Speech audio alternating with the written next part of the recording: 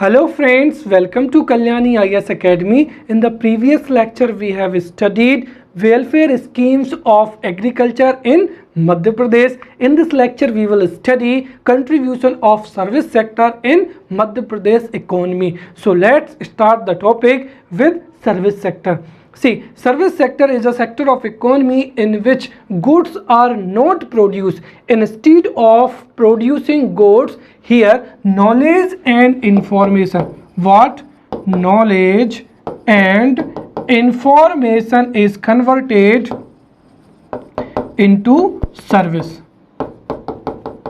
Right? Also, the service sector is the most important sector because service sector provides its services for the development of agricultural sector, that is primary sector, and also the industrial sector, that is a secondary sector.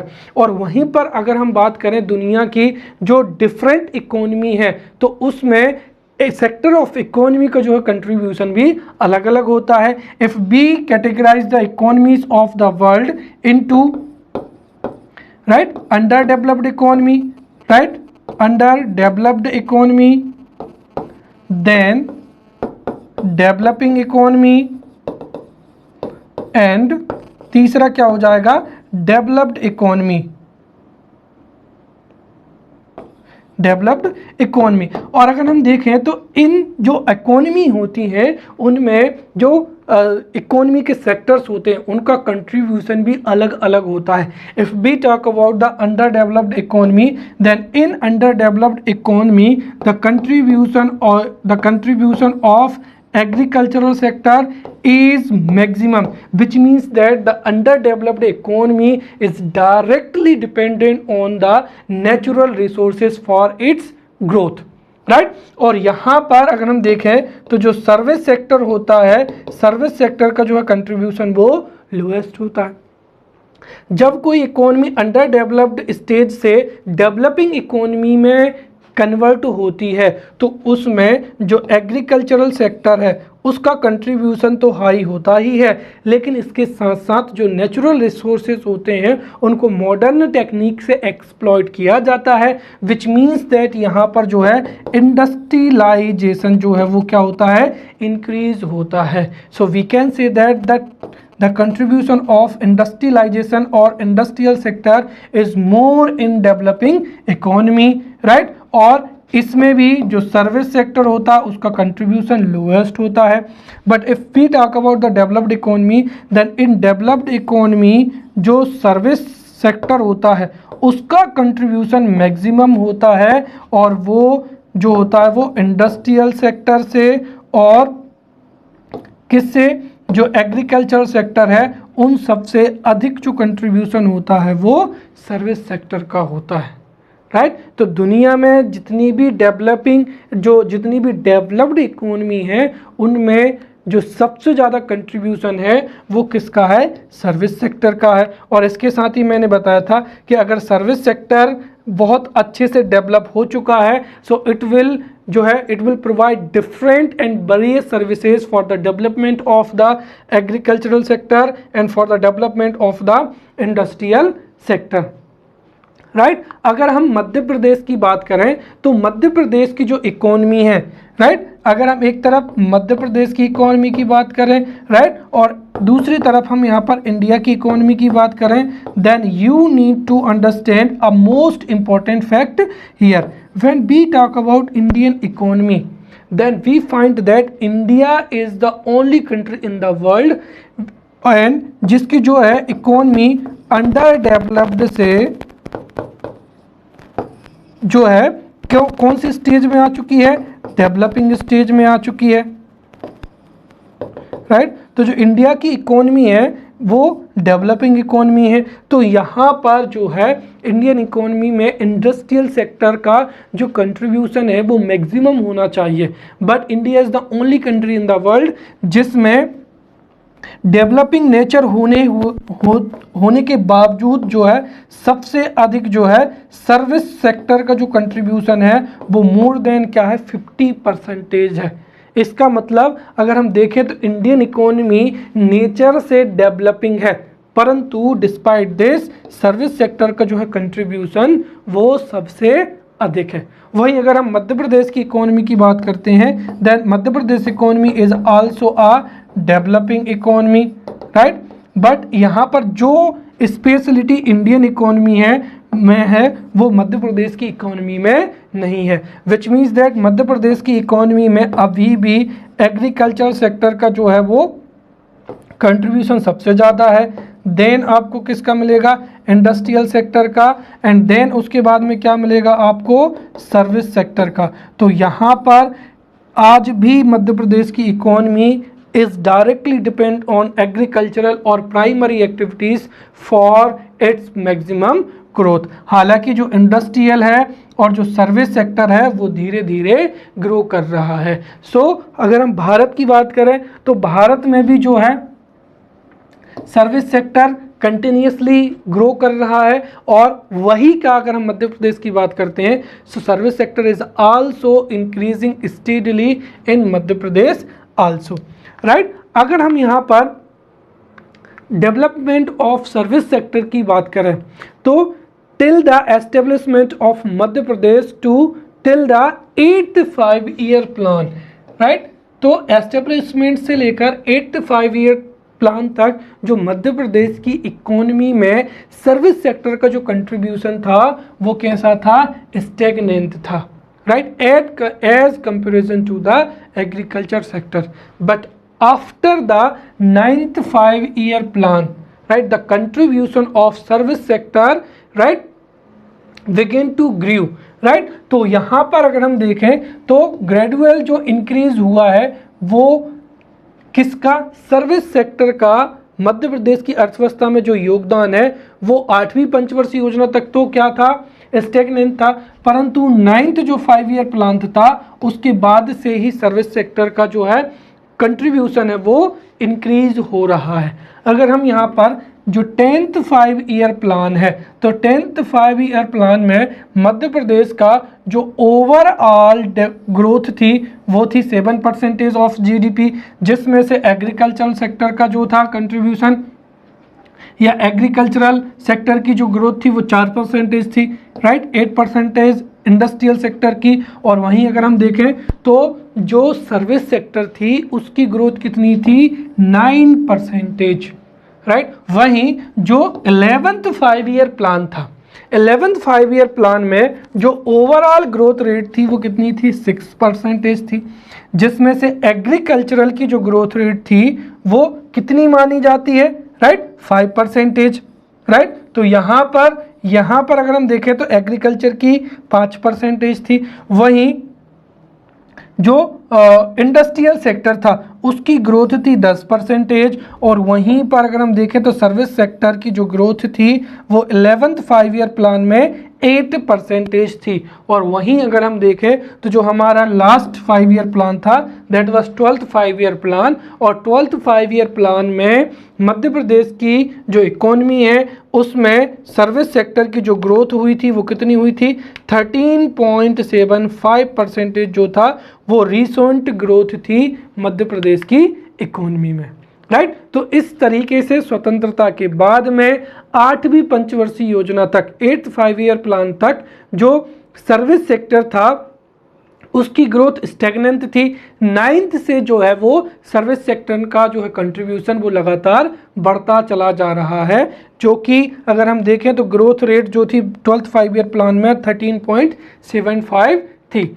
अब अगर हम देखें तो जो service sector है उसमें भी कौन कौन से प्रमुख सेक्टर आते हैं, so we will study these major service areas और service sectors of tertiary sector, जिसमें से क्या आ जाएगा, एक सबसे पहला तो हो जाएगा यहाँ पर इंश्योरेंस एंड क्या हो जाएगा, बैंकिंग हो जाएगा, देन इंफॉर्मेशन टेक्नोलॉजी हो जाएगा, तीसरी जो है ट्रांसपोर्ट सर्विसेज हो जाएंगी, तो insurance, banking services, information technology services, transportation, tourism services, education, health, right, फिर हैंडीक्राफ्ट्स हो जाएगा, और क्या हो जाएगा, कंसल्टिंग सर्विसेज हो जाएंगे, राइट। हमारा जो सिलेबस है उसमें मेंशन है कंट्रीब्यूशन,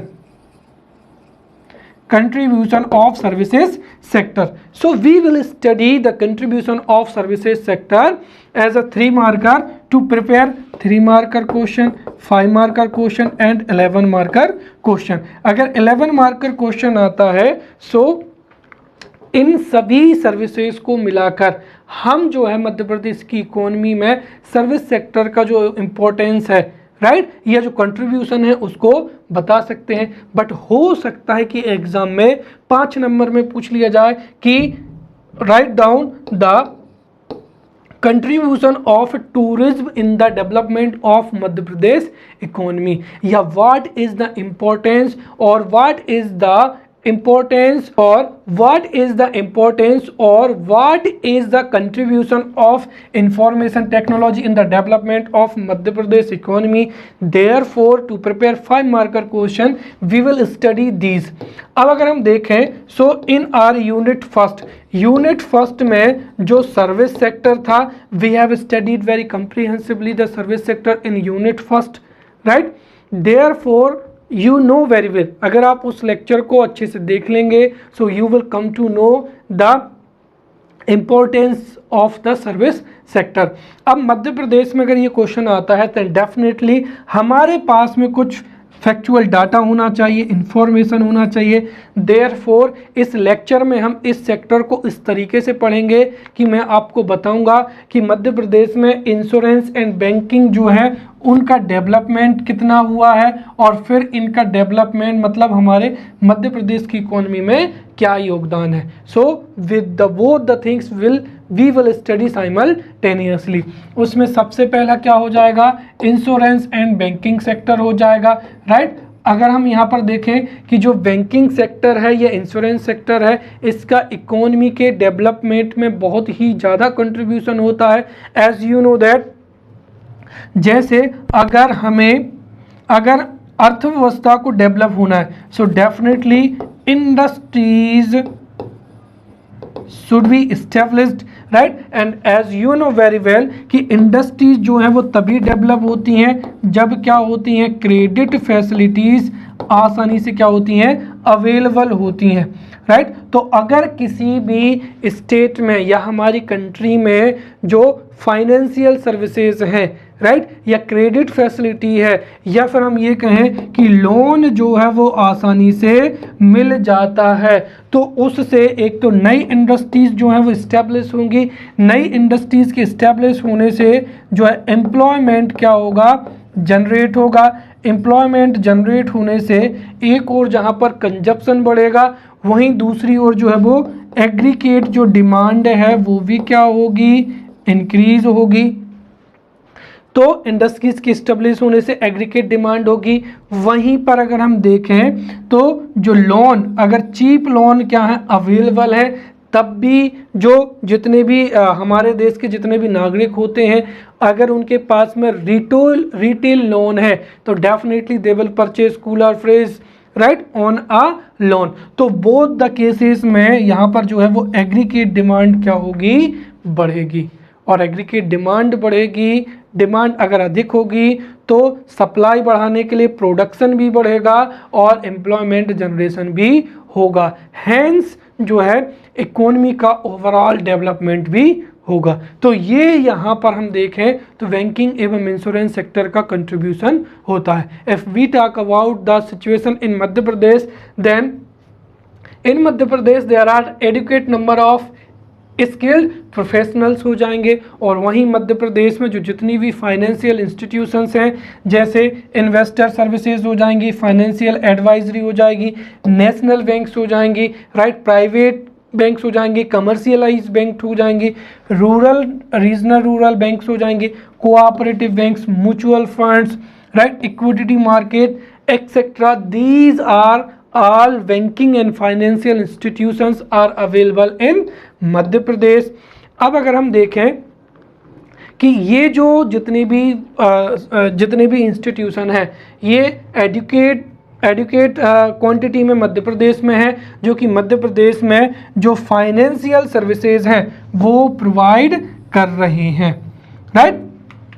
अगर हम इनकी संख्या देखें तो एवरी ईयर जो है इन इंस्टीट्यूशन की संख्या या इनकी ब्रांचेस में भी कमी हो रही है। जैसे 2018-19 में जो था 74 जो थी rural branches, 163 semi urban branches, right, and 168 जो थी वो अर्बन ब्रांचेस का क्या हुआ था, एक्सपांसन हुआ था। वहीं 191 जो ब्रांचेस हैं वो स्मॉल फाइनेंशियल ब्रांच जो बैंक्स थी उनकी भी एक्सपांड हुई थी। तो एक तरीके से हम कह सकते हैं कि overall 405 branches of financial institution expanded in Madhya Pradesh हो जाएगा। वहीं पर अगर हम जो जितनी भी बैंकिंग इंस्टीट्यूशंस हैं उनकी ब्रांचेस की बात करें तो देयर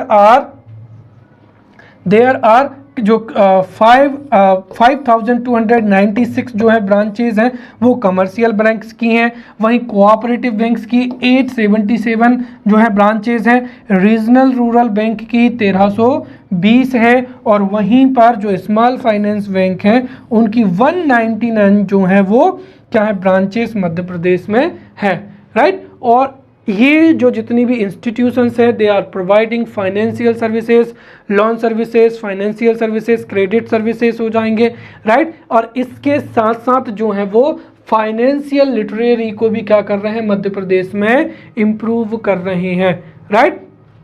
जो जितनी भी लीड बैंक्स हैं वो मध्य प्रदेश में थ्रू मैनी पॉलिसीज़ हो जाएंगे, मैनी प्रोग्राम्स हो जाएंगे, फाइनेंशियल लिटरेसी को, फाइनेंशियल मैनेजमेंट को, राइट, फिर इन्वेस्टमेंट को, इनकी जो अवेयरनेस है, नॉलेज है वो स्प्रेड इनके द्वारा किया जा रहा है। इसके साथ ही government also has taken initiative, और गवर्नमेंट ने जो है 1000 करोड़ को एक तरीके से जो कोऑपरेटिव बैंक है, राइट, कोऑपरेटिव जो डिपार्टमेंट ऑफ कोऑपरेशन है उसने कोऑपरेटिव बैंक के डेवलपमेंट और फर्दर एक्सपांशन के लिए 1000 करोड़ जो है वो सैंक्शन किए हैं, राइट। और इसके साथ ही मध्य प्रदेश में और अधिक जो जितनी भी बैंकिंग इंस्टीट्यूशंस हैं that have been improved in Madhya Pradesh, right. वहीं अगर हम इंश्योरेंस सेक्टर की बात करते हैं तो insurance sector also plays an important role in the growth of the agriculture sector,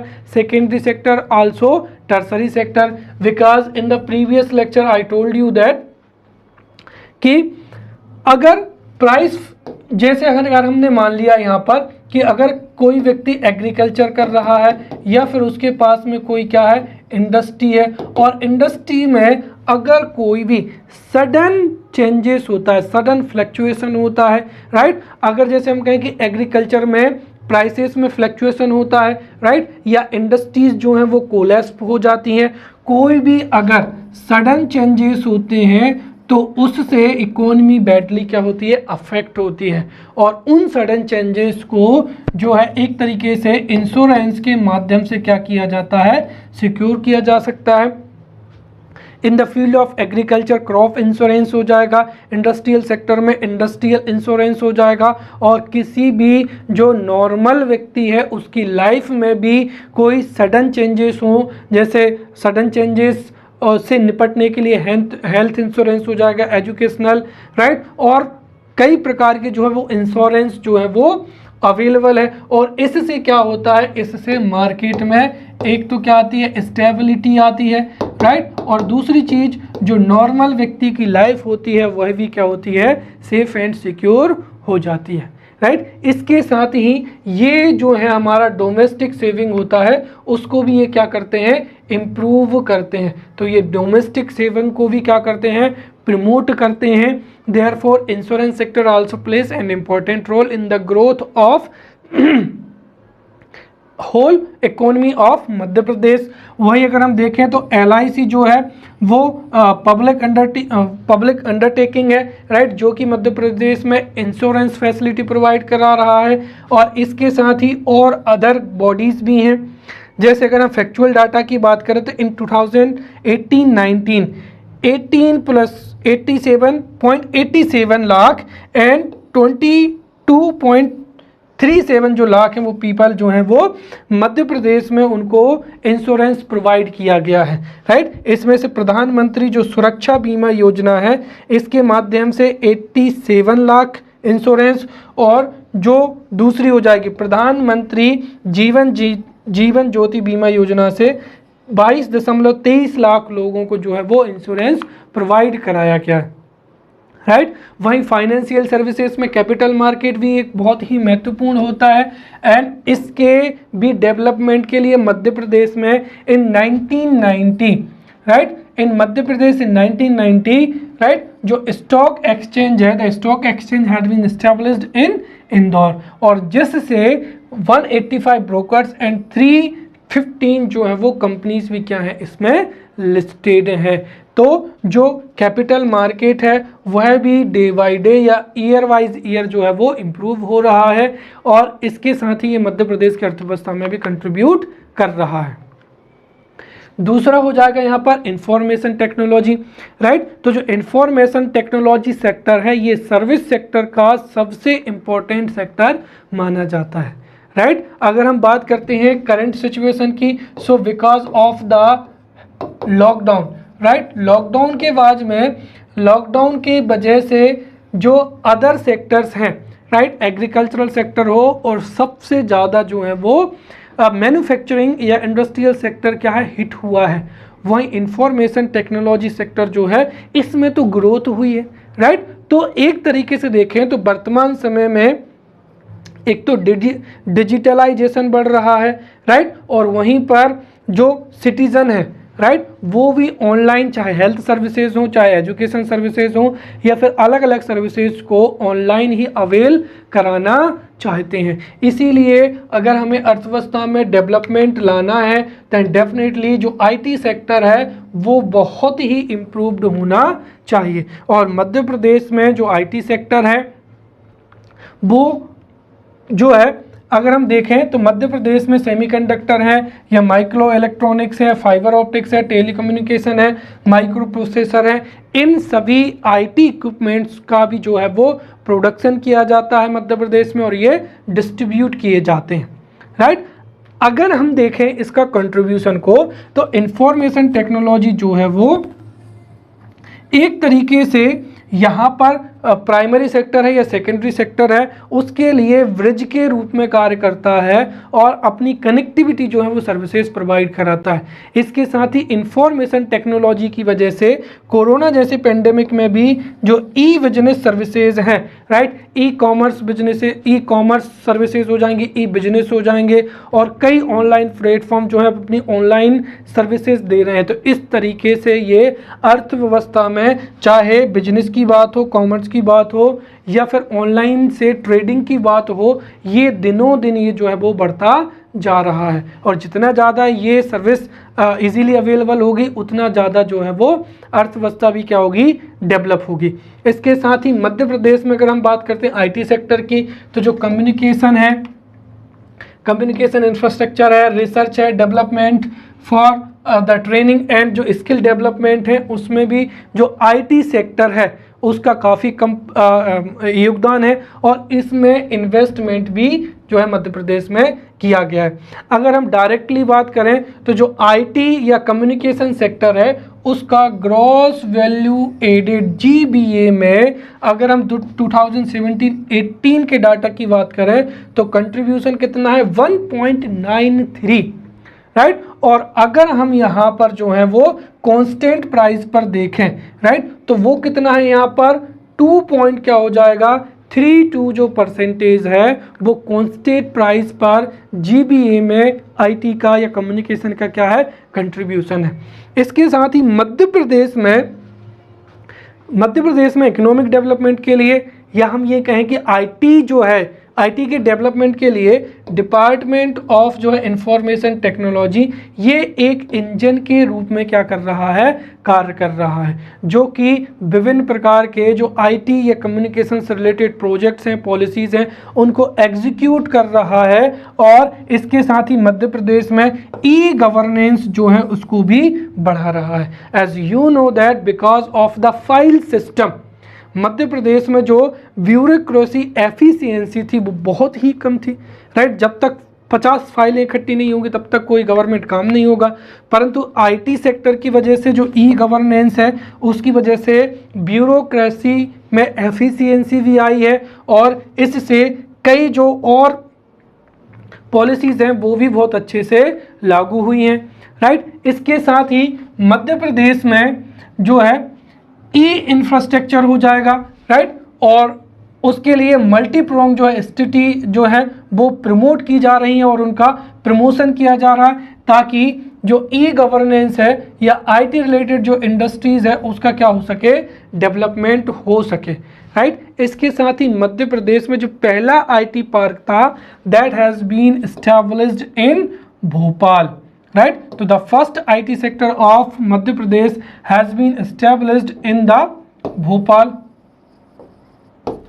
right. Also जो डिपार्टमेंट ऑफ इंफॉर्मेशन टेक्नोलॉजी है ये कई जो है कई इंस्टीट्यूशंस हो जाएंगे उनको कोऑपरेट करता है, राइट, और इसके साथ ही कई पॉलिसीज़ को क्या करता है, इम्प्लीमेंट भी करता है। इसके साथ ही मध्य प्रदेश में अगर हम देखें तो कई बॉडीज़ हैं जैसे Madhya Pradesh state electronic development corporation limited, then Optel telecommunication limited, and क्या हो जाएगा Madhya Pradesh agency for promotion of information technology, right, centre for advance technology CAT, etc. जो दीज ऑपरेशन जीज जो जितनी भी हैं इनके साथ में जो डिपार्टमेंट ऑफ इंफॉर्मेशन टेक्नोलॉजी है वो पॉलिसीज़ को एग्जीक्यूट करने के लिए इनको कोऑपरेट करता है, राइट। इसके साथ ही मध्य प्रदेश में ब्यूरोक्रेसिक एफिशिएंसी बहुत अच्छे से हो सके इसके लिए एक पॉलिसी चल रही है जिसका नाम क्या है, स्वान हो जाएगा, राइट। और इस पॉलिसी में अगर हम देखें तो गांव को ब्लॉक लेवल से, ब्लॉक को जो है डिस्ट्रिक्ट से, डिस्ट्रिक्ट को डिवीज़न से और डिवीज़न को जो है वो भोपाल से जो हाई स्पीड डाटा कनेक्टिविटी है उससे जो है जोड़ा जा रहा है ताकि इंफॉर्मेशन है या फिर कोई भी सूचना है उसको बहुत तेज़ी से क्या किया जा सके, स्प्रेड किया जा सके। इसके साथ ही मध्य प्रदेश में कॉमन सर्विसेज जो प्रोजेक्ट है इसके तहत मध्य प्रदेश में कॉमन सर्विसेज जो सेंटर हैं उनको क्या किया गया है कि उनको जो है इम्प्लीमेंट किया जा रहा है और ये भी ओवरऑल ग्रोथ में बहुत महत्वपूर्ण भूमिका निभाएंगे, राइट। इसके साथ ही मध्य प्रदेश में जो आईटी पार्क है जैसा कि मैंने अभी बताया है वो एक्चुअली कहाँ पर है, भोपाल में इस्टेब्लिश हुआ है और मध्य प्रदेश में गवर्नमेंट जो है वो स्पेशल इकोनॉमिक जो है जोन्स के माध्यम से जो इंफॉर्मेशन टेक्नोलॉजी है उसको और अधिक डेवलप करना चाहते हैं और इसके लिए जैसे भोपाल है, जबलपुर है, ग्वालियर है, राइट, इनमें भोपाल, जबलपुर, ग्वालियर इनमें इंफॉर्मेशन टेक्नोलॉजी को और अधिक इम्प्रूव करने के लिए जो है स्पेशल इकोनॉमिक जोन्स जो पॉलिसी है उसके माध्यम से lands are being provided by the Madhya Pradesh government, right. Next हो जाएगा यहाँ पर ट्रांसपोर्टेशन, राइट, एंड ट्रांसपोर्टेशन को हमने एग्रीकल्चर में भी बहुत अच्छे से समझ लिया है, राइट। जो ट्रांसपोर्टेशन होता है वो अर्थव्यवस्था के लिए या इकोनॉमिक डेवलपमेंट के लिए बहुत ही इम्पोर्टेंट होता है। विकास जो ट्रांसपोर्टेशन होता है उसके माध्यम से भी जो जितने भी हमारे नेचुरल रिसोर्सेज होते हैं या हम ये कहें कि जो रॉ मटेरियल होता है उसको इंडस्ट्रीज तक सप्लाई किया जाता है और वहीं इंडस्ट्रीज से जो भी फिनिश्ड प्रोडक्ट होते हैं उनको मार्केट तक लाया जाता है, राइट। इसके साथ ही अगर ट्रांसपोर्ट फैसिलिटीज़ अच्छी होती हैं तो जो हॉर्टिकल्चर इंडस्ट्री है वो भी बहुत अच्छे से डेवलप हो सकती है। इसके साथ ही जो है मोबिलिटी क्या होती है और ज़्यादा इंक्रीज होती है जिससे एम्प्लॉयमेंट क्या होता है, जनरेट होता है। जैसे अगर सिटीज़ जो है cities are well connected with the villages then definitely जो रूरल एरियाज जो कि नियर बाई सिटीज़ से रहते हैं वो लोग डेली बेसिस पर जो है अपना एम्प्लॉयमेंट या फिर एक तरीके से अपना खुद का बिजनेस जो है वो सिटीज़ में कर सकते हैं। तो एक तरीके से जो जितनी भी गुड्स होते हैं उनको एक जगह से दूसरी जगह पर ट्रांसपोर्ट करना या फिर जो है इंडस्ट्रीज़ के लिए जो है मार्केट तक लेके आना, अगर ये जो फैसिलिटी है ये बहुत इजीली अवेलेबल होती है तो उसका एक जो है अर्थव्यवस्था उस पर पॉजिटिव इफेक्ट होता है। इसीलिए आपने देखा होगा कि जैसे ही पेट्रोल या डीजल के प्राइसेस में थोड़ा सा भी चेंजेस आता है, जो इन्फ्लेशन है मार्केट में वो 2 फोल्ड या 3 फोल्ड इंक्रीज होता है।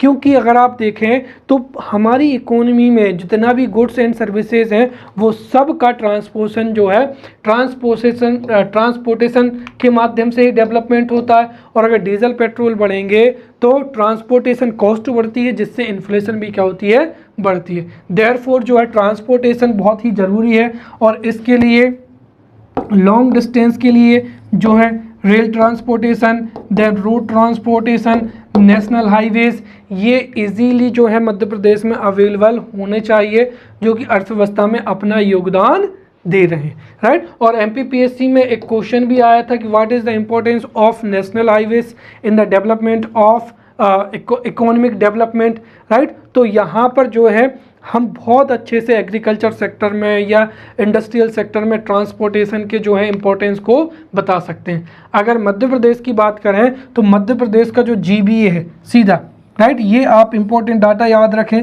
जीबीए में कांस्टेंट प्राइस पर जो है 2.65% का क्या कंट्रीब्यूशन है, किसमें, स्टेट जीबीए में कांस्टेंट प्राइस पर। और 2017-18 के अगर हम कांस्टेंट प्राइस पर बात करते हैं, करंट प्राइस पर 2.65 और कांस्टेंट प्राइस पर बात करते हैं 3.18 जो है परसेंटेज कंट्रीब्यूशन है जीबीए में, राइट। अगर हम मध्य प्रदेश में बात करें तो नेशनल हाईवेज की, तो नेशनल हाईवे की जो लेंथ है वो 8772 किलोमीटर्स है। जनवरी 2018 तक जो डाटा है वो मध्य प्रदेश इकोनॉमिक सर्वे से लिया गया है। वहीं जो स्टेट हाईवेज है उनकी लेंथ है 11,389 किलोमीटर, और जो डिस्ट्रिक्ट रोड्स हैं उनकी लेंथ जो है वो 22,129 किलोमीटर्स है, राइट। नेक्स्ट हो जाएगा यहाँ पर टूरिज्म, राइट। टूरिज्म जो है वो सर्विस सेक्टर का बहुत ही हम कह सकते हैं कि इम्पोर्टेंट है, राइट। तो tourism is a important sector of service sector, जो कि अर्थव्यवस्था की इकोनॉमी में बहुत ही योगदान देता है, राइट। कैसे, एक तो सबसे बड़ी चीज़ ये है कि टूरिज्म के कारण ही जो है फॉरेन, राइट, अगर हमारे देश की बात करें या स्टेट की बात करें, so our country and our state get the foreign currency, right. और उस फॉरेन करेंसी से we can import whatever we require, जैसे crude oil, if we have enough amount of foreign currency then we can import enough amount of, चाहे वो pulses हों या फिर crude oil हो या फिर कोई IT इक्विपमेंट्स हों, राइट। इसके साथ ही यहाँ पर जब टूरिस्ट आते हैं तो वो यहाँ पर एक तरीके से जो है, जैसे होटल हैं तो होटल हो जाएंगे, ट्रांसपोर्टेशन हो जाएगा, देन क्या हो जाएगा यहाँ पर जो रेस्टोरेंट है उन सब में भी क्या होगा, यहाँ पर एक तरीके से ग्रोथ होगी। तो एक तरीके से जो है टूरिज्म जो है मध्य प्रदेश में, जो टूरिज्म है या हमारे देश में, वो अर्थव्यवस्था को जो क्या करता है, बहुत ही ज़्यादा कंट्रीब्यूट करता है। इसके साथ ही अगर हम मध्य प्रदेश की बात करते हैं तो मध्य प्रदेश में रिलीजियस, हिस्टोरिकल, नेचुरल, राइट, और कई प्रकार के जो लैंडस्केप हैं और कई प्रकार की केव्स हैं, ये सारे के सारे मध्य प्रदेश में हैं, जो कि पूरी दुनिया को अट्रैक्ट करते हैं। मध्य प्रदेश में फोर्ट्स हैं, पैलेसेस हैं, राइट, हवेलीज, फेयर, फेस्टिवल्स हैं, हैंडीक्राफ्ट्स हैं, हेरिटेज होटल्स हैं, राइट। फिर रिलीजियस टूरिज्म, ये सभी हैं जो कि फॉरेन को क्या करते हैं, अट्रैक्ट करते हैं, राइट। इसके साथ ही फॉरेनर के साथ साथ हमारे दूसरे स्टेट से भी क्या होते हैं, मध्य प्रदेश में आते हैं। तो एक और जहाँ पर हमें फॉरेन करेंसी प्राप्त होती है। दूसरी चीज़, ये सब चीज़ें चाहे होटल हो, रेस्टोरेंट हो, इनमें भी ग्रोथ होती है। और जब ये टूरिस्ट हमारे मध्य प्रदेश को विजिट करते हैं तो वो परचेस भी करते हैं, जिससे एग्रीगेट जो है वो डिमांड भी बढ़ती है। कुल मिलाकर एम्प्लॉयमेंट जनरेट होता है और रेवेन्यू भी बढ़ता है, राइट। अगर मध्य प्रदेश की बात करें तो Madhya Pradesh government has announced tourism as a industry in Madhya Pradesh, and for that जो है टूरिज्म पॉलिसी जो है 2016 has been launched and executed by the Madhya Pradesh government. इसके साथ ही Madhya Pradesh government is only state जो है जहां पर एक सेपरेट जो है सेटअप राइट फंक्शनल है, वो किसके लिए, मध्य प्रदेश टूरिज्म बोर्ड के अंडर में एक सेपरेट सेटअप है जो कि प्राइवेट इन्वेस्टमेंट को क्या करेगा, प्रमोट करेगा, ताकि जो हमारे मध्य प्रदेश के जितने भी रिलीजियस प्लेस हैं राइट, कल्चरल प्लेस हैं, हिस्टोरिकल प्लेस हैं, उनके आसपास इंफ्रास्ट्रक्चर को जो है वो इम्प्रूव किया जा सके। इसके साथ ही जो है मध्य प्रदेश गवर्नमेंट ने जो वाटर बॉडीज़ हैं उनको और अधिक डेवलप करने के लिए, उनको टूरिस्ट डेस्टिनेशन में डेवलप्ड करने के लिए जो है 22 वाटर प्लेसेस हैं उनको नोटिफाई कर दिया है राइट। नेक्स्ट हो जाएगा education. Now you know that कि चाहे व्यक्ति का डेवलपमेंट हो चाहे देश का डेवलपमेंट हो, सबके लिए education is must write. Not only जो है वो एजुकेशन जो है नॉलेज राइट और इंफॉर्मेशन राइट, अगर किसी क्षेत्र में एजुकेशन अच्छा है तो वहाँ पर नॉलेज इंफॉर्मेशन इजीली अवेलेबल होगी। इसके साथ ही ये जो है स्किल इम्प्लीमेंट भी होगा राइट। देन जो है टेक्निकल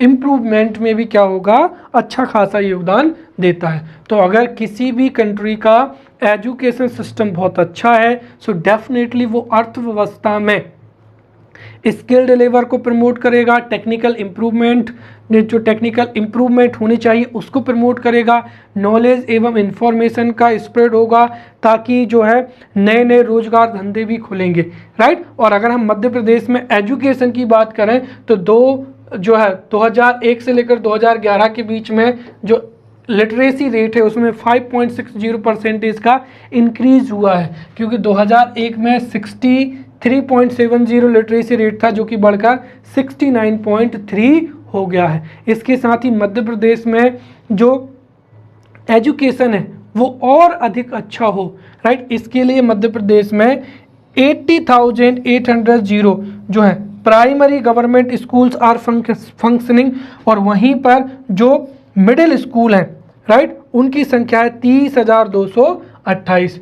वहीं पर जो सेकेंडरी एजुकेशन है राइट तो उसके लिए 8,370 फॉर हाई स्कूल्स, और हायर सेकेंडरी के लिए 8,998 जो है स्कूल्स जो है वो मध्य प्रदेश में वर्किंग है। ये डाटा 2017-18 का है। उसके साथ ही मध्य प्रदेश में 44 न्यू कॉलेजेस जो हैं और 3 मॉडल जो गवर्नमेंट कॉलेजेस हैं ये भी इस्टेब्लिश हो चुके हैं राइट। इसके साथ ही जो टेक्निकल एजुकेशन होता है वो ह्यूमन रिसोर्स को मोर एफिशिएंट बनाता है और स्किल्ड बनाता है, और 2018-19 में जो अगर हम देखें तो 609 एजुकेशनल क्या थे, इंस्टीट्यूशंस थे राइट, और जिनकी एडमिशन जो कैपेसिटी थी वो 1,21,736 थी राइट। नाउ अगर हम बात करते हैं हेल्थ सेक्टर की, तो यहाँ पर हम वर्तमान समय में हेल्थ को 2 समझेंगे।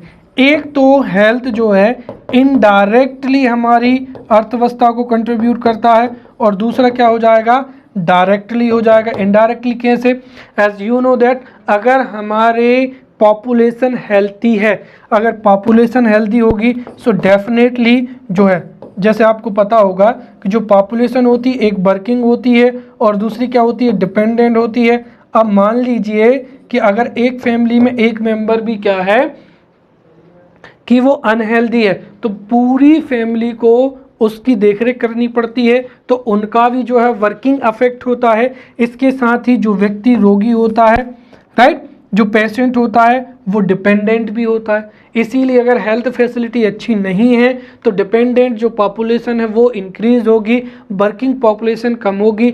वहीं अगर हेल्थ फैसिलिटी अच्छी है तो जो डिपेंडेंट पॉपुलेशन है वो रिड्यूस होगी, और इसके साथ ही जो हेल्थी जो पॉपुलेशन होगी वो इकोनॉमी की ग्रोथ में पॉजिटिव क्या देगी, पॉजिटिव कंट्रीब्यूट करेगी। उसके साथ ही तो ये तो एक हो गया कि अगर हेल्दी जो पॉपुलेशन है तो वो वर्किंग आवर्स में मतलब 10 घंटे भी कार्य कर पाएंगे, राइट। उसके साथ ही अपना मैक्सिमम आउटपुट दे पाएंगे, राइट। और यहाँ पर दूसरे अगर हम बात करते हैं डायरेक्टली की, तो इस समय पे अगर किसी स्टेट में अच्छी हेल्थ फैसिलिटीज़ हैं, ट्रीटमेंट सेंटर्स हैं, बिग हॉस्पिटल्स हैं, तो वहाँ पर दूसरे राज्यों से भी जो है वो पेशेंट्स आते हैं। तो हमारे मध्य प्रदेश में भी कई ऐसे सिटीज़ हैं जैसे इंदौर, भोपाल, जबलपुर, ग्वालियर, जो कि मेडिकल टूरिज्म के लिए या मेडिकल डेस्टिनेशन के लिए क्या है, इम्प्रूव हो रहे हैं। जितना अच्छा इंफ्रास्ट्रक्चर होगा, राइट, दूसरे स्टेट से या फॉरेन से जो है वो लोग ट्रीटमेंट लेने के लिए आएंगे, और ट्रीटमेंट लेने के लिए आएंगे तो एक तो हेल्थ फैसिलिटीज़ जो हैं वो क्या होंगी, इम्प्रूव होंगी, और उसके साथ ही जो हम मेडिकल जो एक्सपोर्ट कर पाएंगे, मेडिकल सर्विसेज को एक्सपोर्ट कर पाएंगे, उससे भी हमारी जो है जीडीपी में क्या होगी, ग्रोथ होगी। इसके साथ ही मध्य प्रदेश जो है वो गवर्नमेंट कई प्रिवेंटिव और कई क्यूरेटिव जो है पॉलिसीज़ को मध्य प्रदेश में लागू किया हुआ है, राइट। इसके साथ ही मध्य प्रदेश में कई पॉलिसीज़ के माध्यम से जैसे national rural health mission, government Dhanvantari योजना, दीनदयाल अंत्योदय उपाध्याय योजना, प्रधानमंत्री स्वास्थ्य सुरक्षा योजना, राइट, जननी एक्सप्रेस योजना हो जाएगी, संजीवनी 108, राइट, आशा कार्यकर्ता। तो इतनी जो पॉलिसीज़ हैं इनके माध्यम से Madhya Pradesh government is trying to improve the health infrastructure and health services in Madhya Pradesh. और हेल्थ सर्विसेज अच्छी होंगी तो इससे इकोनॉमी में भी जो है पॉजिटिव इफेक्ट होगा। Then we will talk about handicraft हो जाएगा, right. As you know that before the independence Madhya Pradesh में अगर जब हम यूरोपियन से आगमन से पहले भी जो भारत के हैंडीक्राफ्ट्स थे वो पूरी दुनिया में वर्ल्ड फेमस थे, और हमारे देश से जो है हैंडीक्राफ्ट्स को एक्सपोर्ट भी किया जाता था। मध्य प्रदेश या भारत के जो हैंडीक्राफ्ट्स हैं वो वर्ल्ड वाइड फेमस हैं। देयरफॉर में जो टूरिस्ट आते हैं भारत में विजिट करते हैं वो कई हैंडीक्राफ्ट्स को क्या करते हैं, परचेज करते हैं। और हैंडीक्राफ्ट से एक और जहां पर एक्सपोर्ट में क्या होती है, ग्रोथ होती है, तो वहीं ये सेल्फ एम्प्लॉयमेंट को भी क्या करता है, इंक्रीज करता है। तो एक और हैंडीक्राफ्ट से एक्सपोर्ट में भी ग्रोथ होती है तो वहीं सेल्फ एम्प्लॉयमेंट भी इंक्रीज होता है। और मध्य प्रदेश के क्राफ्ट्स की बात करें तो जैसे पिथौरा फ्रेस्को ऑफ क्या हो जाएगा, झाबुआ हो जाएगा, right. Then Chhipra craft of Ujjain, गुड़िया क्राफ्ट, राइट, जो गुड़िया क्राफ्ट है वो, ठीक है, गुड़िया क्राफ्ट एंड पोट्री ग्वालियर में हो जाएंगी। बम्बू क्राफ्ट जो है वो बालाघाट का है, राइट। उसके साथ ही कॉम्ब क्राफ्ट जो है उज्जैन का, लाख क्राफ्ट ऑफ उज्जैन हो जाएगा इंदौर और महेश्वर। इसके साथ ही जो महेश्वर है और जो चंदेरी साड़ीज है, these are the world famous, और इनकी जितनी ज़्यादा ये फेमस होंगे इसके साथ ही जितना ज़्यादा एक्सपोर्ट बढ़ेगा उतना ज़्यादा सेल्फ एम्प्लॉयमेंट भी बढ़ेगा और हमारी जो है अर्थव्यवस्था भी इम्प्रूव होगी। नेक्स्ट हो जाएगा यहाँ पर कंसल्टिंग सर्विसेज हो जाएंगी, राइट। तो जो मॉडर्न डिजिटली वर्ल्ड है या ऑनलाइन वर्ल्ड है या फिर हम ये कहें कि जो हाई टेक्नोलॉजी वर्ल्ड है, इसमें कंसल्टेंसीज जो सर्विसेज हैं वो भी काफ़ी तेज़ी से ग्रो हो रही हैं। और मध्य प्रदेश में जो जितनी भी सर्विसेज हैं जैसे लॉयर्स हैं, सीए हो जाएगा, फाइनेंशियल एंड मार्केटिंग एडवाइजर्स हो जाएंगे, डॉक्टर्स हो जाएंगे। एक और जब कंसल्टेंसी जो सर्विसेज होती हैं उनमें ग्रो होता है तो एक और ये जीडीपी में भी क्या करते हैं, ग्रोथ होती हैं। दूसरा इससे क्या बढ़ता है, सेल्फ एम्प्लॉयमेंट जनरेट होता है। और अगर सेल्फ एम्प्लॉयमेंट जनरेट होगा सो डेफिनेटली जो है वो इकोनॉमी भी इम्प्रूव होगी। इसके साथ ही अगर कंसल्टेंसी सर्विसेज इजीली अवेलेबल हैं तो मध्य प्रदेश में लॉयर हो या फाइनेंशियल जो जितनी भी इंफॉर्मेशन होगी वो भी आसानी से अवेलेबल होगी, राइट। तो ये हमने यहाँ पर डिफरेंट डायमेंशंस में जो है सर्विस सेक्टर का मध्य प्रदेश की इकोनॉमी में कंट्रीब्यूशन को पढ़ा था। Now we will see contribution of service sector to the Madhya Pradesh economy. और ये प्रश्न अगर 11 नंबर में पूछा जाता है तो अभी तक जो था वो हमने पढ़ा था sector wise, health services, IT services. अब अगर हम ओवरऑल जो सर्विस सेक्टर का पूछा जाता है ग्रोथ तो हम उसको देखेंगे, राइट। और इसमें भी जो जितने भी जो वाट एवर वी हैव स्टडीड उसको भी हम समरी के रूप में यहाँ पर समरी के रूप में हम आंसर भी लिख सकते हैं और हम यहाँ पर भी समझेंगे, राइट। जैसा कि मैंने बताया कि भारत की अर्थव्यवस्था की प्रकृति डेवलपिंग इकोनॉमी है। डिस्पाइट दिस जो सर्विस सेक्टर है उसका कंट्रीब्यूशन बहुत ज़्यादा है, परंतु अगर हम मध्य प्रदेश की बात करें तो मध्य प्रदेश में जो सर्विस सेक्टर है उसका कंट्रीब्यूशन एग्रीकल्चर सेक्टर से क्या है, कम है। परंतु मध्य प्रदेश में जितनी भी सर्विसेज हैं वो एवरी ईयर इम्प्रूव हो रही हैं, राइट। चाहे बैंकिंग इंस्टीट्यूशन की बात हो या फिर जो है इंश्योरेंस इंस्टीट्यूशन की बात हो, आईटी सेक्टर की बात हो, हेल्थ हो जाएगा, एजुकेशन हो जाएगा, टूरिज्म हो जाएगा, ये सभी जो है इनमें एक्सपांसन हो रहा है। और इन सब का अगर हम मध्य प्रदेश की अर्थव्यवस्था में कंट्रीब्यूशन देखना चाहें तो हम यहाँ पर इन बिंदुओं से समझ सकते हैं। एक तो क्या हो जाएगा कि अगर सर्विस सेक्टर में ग्रोथ होगी तो उससे हमारी स्टेट कि जो पर कैपिटा इनकम है वो भी ग्रोथ होगी, या हम ये कहें कि उससे हमारे मध्य प्रदेश की जीडीपी भी बढ़ेगी। दूसरा क्या हो जाएगा कि सर्विस सेक्टर जो है वो ह्यूज अमाउंट में क्या करता है, एम्प्लॉयमेंट को प्रोवाइड करता है, ये सबसे बड़ी बात है। तीसरा ये क्या करता है, फॉरेन इन्वेस्टमेंट को भी क्या करता है, अट्रैक्ट करता है। और चौथी चीज़ ये है कि ये वर्तमान समय में हमारे एक्सपोर्ट का सबसे बड़ा क्या है, मीडियम है। तो हम 1 बाय 1 यहाँ पर समझेंगे। तो सबसे पहला हो जाएगा कंट्रीब्यूशन टू स्टेट, क्या हो जाएगा, इनकम हो जाएगा, राइट। सीधी सी बात है, इफ सर्विस सेक्टर अगर सर्विस सेक्टर में ग्रोथ होती है तो उसका अर्थव्यवस्था के ओवरऑल जो द्वितीयक सेक्टर है, सेकेंडरी सेक्टर और प्राइमरी सेक्टर, उस पर भी पॉजिटिव इफेक्ट होगा, राइट। और जैसा कि मैंने शुरू में बताया है कि 8th 5 ईयर प्लान तक जो था वो सर्विस सेक्टर की ग्रोथ क्या थी, स्टेगनेंट थी। परंतु 9th जो 5 ईयर प्लान था उसके बाद में सर्विस सेक्टर की जो ग्रोथ है वो बढ़ना शुरू हुई है, राइट। अगर हम ओवरऑल यहाँ पर देखें कंट्रीब्यूशन तो जो था स्टेट जीडीपी में 2011-12 का जो कांस्टेंट प्राइस है, राइट। तो 11,000 के जो कांस्टेंट प्राइस थे, कांस्टेंट प्राइस पर सर्विस सेक्टर का जो कंट्रीब्यूशन था वो 39 पॉइंट क्या था, 06 था, राइट। जो कि वर्तमान समय में अगर हम देखें तो जो है 1920 के जो त्वरित आंकड़े हैं उनमें कितना हो चुका है, 39.73 हो चुका है। और वहीं 2021 के जो आंकड़े हैं उसमें कितना हो चुका है, 37 क्या हो जाएगा, 56। तो हम सीधा कह सकते हैं कि ऑन एवरेज जो है 35 से 40% के बीच में जो सर्विस सेक्टर है वो मध्य प्रदेश की जीडीपी में कंट्रीब्यूट करता है। दूसरा यहाँ पर हो जाएगा कंट्रीब्यूशन टू द, क्या हो जाएगा, एम्प्लॉयमेंट हो जाएगा, राइट।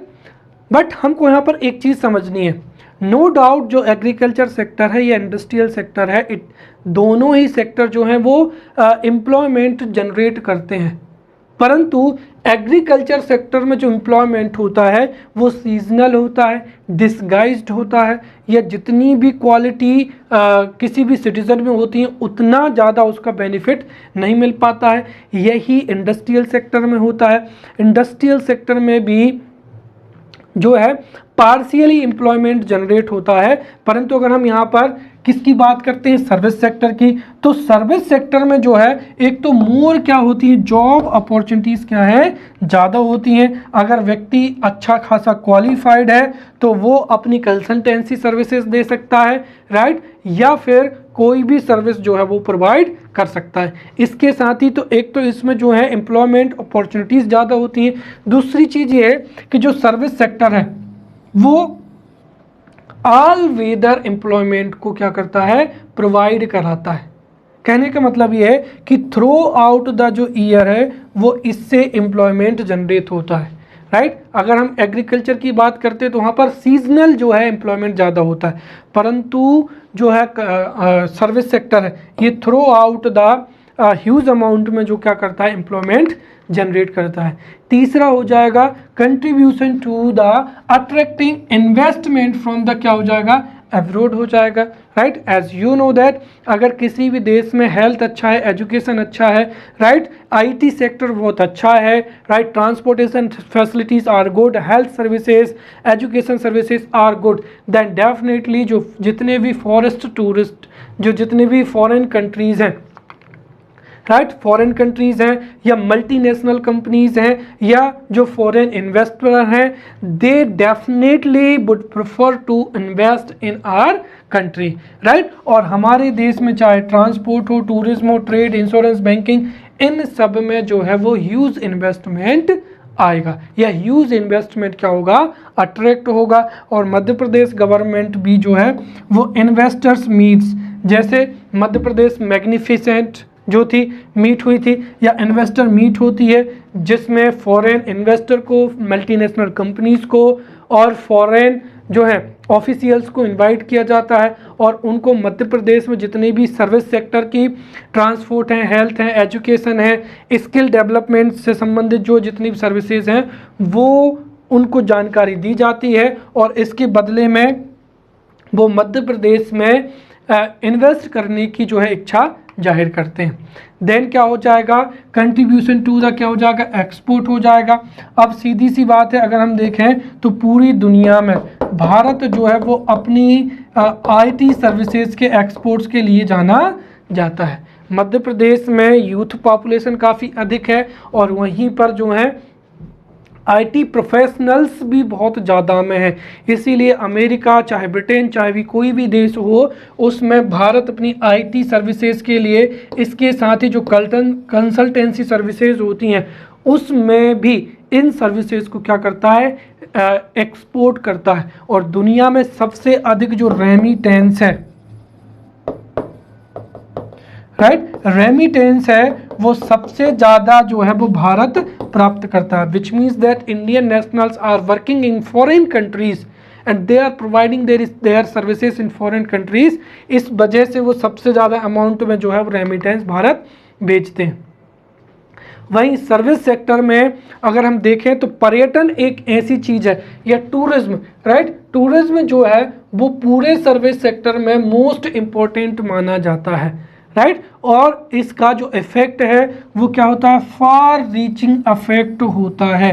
तो जो सर्विस सेक्टर है, सर्विस सेक्टर में जो टूरिज्म है उसके फार रीचिंग इफेक्ट्स होते हैं। जैसा कि मैंने बताया है कि एक और टूरिज्म से we get foreign currency, right, जो फॉरेन नेशनल्स हैं वो हमारे कंट्री में या हमारे देश में विजिट करते हैं, राइट, एग्रीगेट डिमांड बढ़ती है, कंजप्शन बढ़ता है, एम्प्लॉयमेंट क्या होता है, जनरेट होता है। और इसके लिए हमारे मध्य प्रदेश में hotel, transport, banking, textile, handicrafts, ये सब जो हैं इनका भी क्या होता है, ग्रोथ होती है। एक तरीके से हम कह सकते हैं कि टूरिज्म के बढ़ने से होटल, ट्रांसपोर्ट, बैंकिंग, इन सब में क्या होती है, ग्रोथ होती है। तो हम अगर यहाँ पर सर्विस सेक्टर में, और सर्विस सेक्टर में अगर हम टूरिज्म सेक्टर का कंट्रीब्यूशन को देखें तो हम इसको निम्न बिंदुओं से समझ सकते हैं। तो सबसे पहला तो क्या हो जाएगा, creation of employment opportunities, right. तो यहाँ पर जो टूरिज्म होता है, tourism is a labour oriented industries हो जाएगी, जिसमें फॉरेन नेशनल्स जब आते हैं तो वो होटल है, चाहे रेस्टोरेंट है, या गाइड के रूप में वो सर्विसेज क्या करते हैं, एक्वायर करते हैं, और इन रिटर्न जो है वो हमारे देश में पीपल गेट एम्प्लॉयमेंट। ऐसा माना जाता है कि अगर 3 जो हैं, राइट, अगर 3 एवरी 3, राइट, इसके साथ ही यदि प्रत्येक 8 फॉरेनर्स आते हैं, राइट, तो उससे हमारे देश में या प्रदेश में एक व्यक्ति को क्या मिलता है, रोजगार मिलता है। और वहीं पर अगर 32 सेनानी आते हैं तो उससे जो है हमारे प्रदेश में कोई जो है जॉब अपॉर्चुनिटी जो है, एम्प्लॉयमेंट अपॉर्चुनिटी जो है वो बढ़ जाती है। तो इस तरीके से अगर टूरिस्ट आते हैं तो उससे एक और जहां पर एम्प्लॉयमेंट जनरेट होगा, और दूसरी चीज ये है कि ये एक क्या होता है, पॉल्यूशन फ्री जो है, ये एक ऐसा इंडस्ट्री है जिसमें पॉल्यूशन फ्री क्या होती है, ग्रोथ होती है, राइट। तो ये पॉल्यूशन फ्री ग्रोथ होती है, एम्प्लॉयमेंट जनरेट होता है, एग्री की डिमांड बढ़ती है, उससे ओवरऑल जो है वो हमारी ओवरऑल इकोनॉमी पर भी इफेक्ट होता है। इसके साथ ही फीमेल एम्प्लॉयमेंट हो जाएगा। दरअसल जो टूरिज्म इंडस्ट्री है इसमें हॉस्पिटैलिटी जो है उसको ज़्यादा प्रेफर किया जाता है, इसीलिए होटल में, रेस्टोरेंट में रिसेप्शनिस्ट के तौर पर, राइट, गाइड के तौर पर जो है वो फीमेल के लिए जो है, यहाँ पर अगर हम देखें तो फीमेल, राइट, हाँ, फीमेल के लिए जो है वो जॉब अपॉर्चुनिटीज़ क्या होती हैं, ज़्यादा होती हैं। तो यहाँ पर जो टूरिज्म इंडस्ट्री है वो वुमेन की जो जितनी भी इंडिविजुअल स्किल्स होती हैं उनके लिए परफेक्ट होती है, इसीलिए फीमेल एम्प्लॉयमेंट भी इससे अच्छा खासा बढ़ता है, राइट। तीसरा हो जाएगा रिसीप्ट ऑफ क्या हो जाएगा, फॉरेन एक्सचेंज हो जाएगा, फॉरेन करेंसी हो जाएगा, राइट। तो अगर हम यहाँ पर देखें कि जब भी फॉरेन टूरिस्ट जो है वो हमारे स्टेट में आते हैं तो एक और उससे जो ऑक्सिलरी जो जितने भी होटल हैं, रेस्टोरेंट हैं, उनमें ग्रोथ होगी।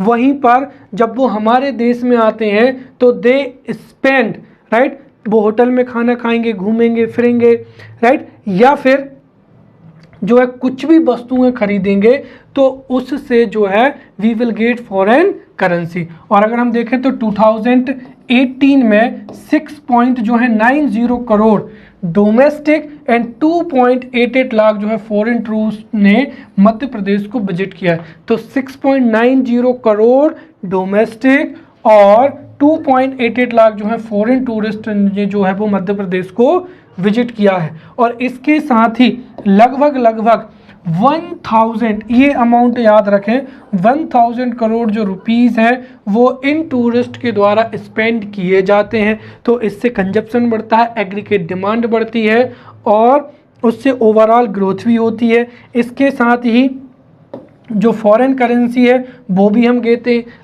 वो भी हमको प्राप्त होती है। इससे फर्दर जो है वो हम इंपोर्ट करने के लिए अवेलेबल, या हमें जो भी रिक्वायरमेंट होती है वो हम इंपोर्ट भी कर सकते हैं, राइट। नेक्स्ट हो जाएगा इंक्रीज इन एक्सपोर्ट हो जाएगा। तो सीधी सी बात है, जो फॉरेन नेशनल्स आते हैं वो हमारे यहाँ के जितने भी हैंडीक्राफ्ट होते हैं उनको भी परचेज करते हैं, जैसे चंदेरी साड़ी, महेश्वरी साड़ी, राइट, और जितने भी हैंडीक्राफ्ट्स होते हैं उनका एक्सपोर्ट भी बढ़ता है। फिर एंसिलरी या ऑक्सिलरी जो इंडस्ट्रीज़ हैं उसमें भी ग्रोथ होती है, जैसे जो ट्रांसपोर्टेशन हो जाएगा, ड्राई क्लीन हो जाएगा, फोटो फिल्म्स हो जाएगा, बार्स हो जाएगा, ब्यूटी पार्लर्स हो जाएगा, म्यूजिक, ट्रेवल, राइट, होटल्स, इनमें भी क्या होता है, ग्रोथ होती है। इसके साथ ही क्या होगा, इंफ्रास्ट्रक्चर क्या हो जाएगा, डेवलपमेंट हो जाएगा, राइट। टूरिस्ट जब हमारे देश में विजिट करते हैं तो गवर्नमेंट टूरिज्म को प्रमोट करने के लिए इंफ्रास्ट्रक्चर को भी क्या करती है, डेवलप कराती है। तो कई बार जो है कि रोड है, इलेक्ट्रिसिटी है, वाटर है, कम्युनिकेशन है, रेल है, राइट, ये सब की जब डिमांड बढ़ती है, भाई फॉरेनर्स आएंगे तो वो ट्रांसपोर्ट को या रेल सर्विसेज को या वाटर को, इन सब की डिमांड करेंगे। तो उनको फुलफिल करने के लिए गवर्नमेंट जो है वो इनका डेवलपमेंट भी करती है, जिससे हमारे डोमेस्टिक लेवल पर इंफ्रास्ट्रक्चर भी डेवलप्ड होता है। वहीं पर क्या हो जाएगा, बैलेंस्ड रीजनल क्या हो जाएगा, डेवलपमेंट हो जाएगा। अगर हम बात करते हैं तो कई बार जो इंडस्ट्रीज़ होती हैं वो स्पेसिफिक स्टेट्स में क्या होती हैं, डेवलप होती हैं, परंतु जो टूरिज्म होता है, जिस भी स्टेट में हिस्टोरिकल प्लेसेस हैं, राइट, रिलीजियस प्लेसेस हैं या फिर कोई भी फोर्ट्स हैं, तो वहाँ पर जो टूरिस्ट आते हैं उससे रीजनल इम्बैलेंस भी नहीं होता है। जहाँ जहाँ पर भी टूरिस्ट स्पॉट होते हैं वहाँ पर एग्रीगेट डिमांड बढ़ती है और ओवरऑल जितने भी होते हैं उनका क्या होता है, बैलेंस रीजनल डेवलपमेंट होता है, right. So this was the contribution of tourism sector और in the development of Madhya Pradesh economy. तो इस तरीके से we have studied the contribution of tourism and we have studied the contribution of service sector in Madhya Pradesh economy. In the next lecture we will meet with new topic. Till then, thank you.